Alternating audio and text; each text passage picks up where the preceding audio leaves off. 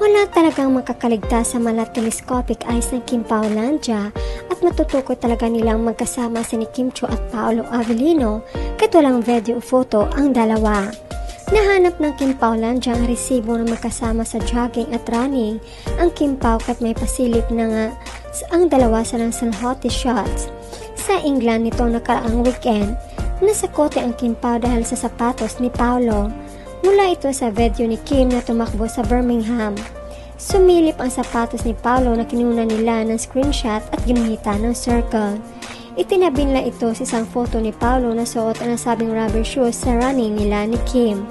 Gaya ng dapat asahan, halos mahimatay sa kilig ang mafani dahil nasertipikahan ang kanilang dilolo na magjowa na ang dalawa. Chika ng netizen, tiyagaan mo na pa, gusto mo naman kunwari ka pa, ayaw mo nga mag-isa yung chinita princess mo. Maawa na kayo kay kuya, pagod na siya, siya talaga may-ari ng shoes na yan.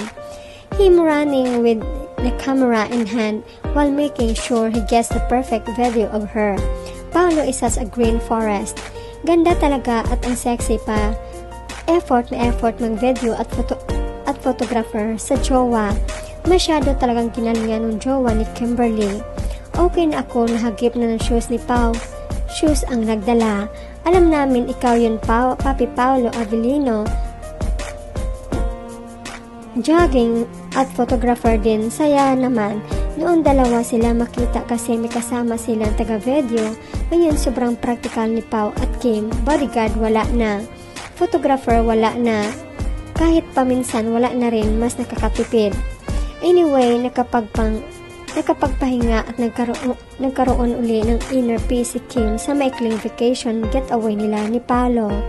Makita sa post na actress with series of a picture na kung gaano siya kasaya ngayon. At nilagyan pa ito ng caption na, "There's a certain kind of peace that comes when you put the world on mute. No notifications, no noise, just the sound of the wind. The view in front of me and the present moment reminding me that time is best measured by how full your heart feels, not how busy life takes you, one day at a time." #Turista. Komento ng mga fans, tapos nang umiyak yan, lalaban na ulit sa buhay.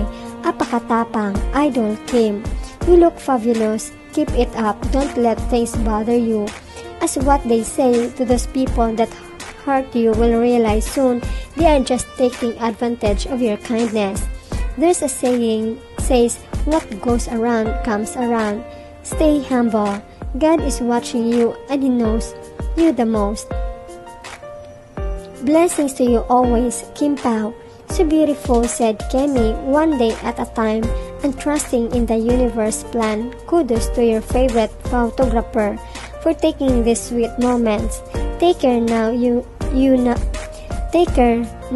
two. Love you both. Showcase ng best photographer, ang ganda. Agree ako sa sinabi ni Pao na mas magaling daw siyang photographer kaysa kay Kim. Walang filter. Okay lang yun, Kim. Ikaw naman favorite, fabulous at mahal na sobra na subject niya. Best partners talaga kayo, Kim Pao. How full your heart feels and the one who filled it a certain Paolo Avellino, Kim Chiu. Yung kamera talaga nadala ni Paolo para lang sa nag-isang prinsesa, Chinita Kemia. Ang gaganda ng shots sa mahal niyang wifey. Hintay-hintay lang ang Kim Paulandia sa payuis naman at Canada ng dalawa.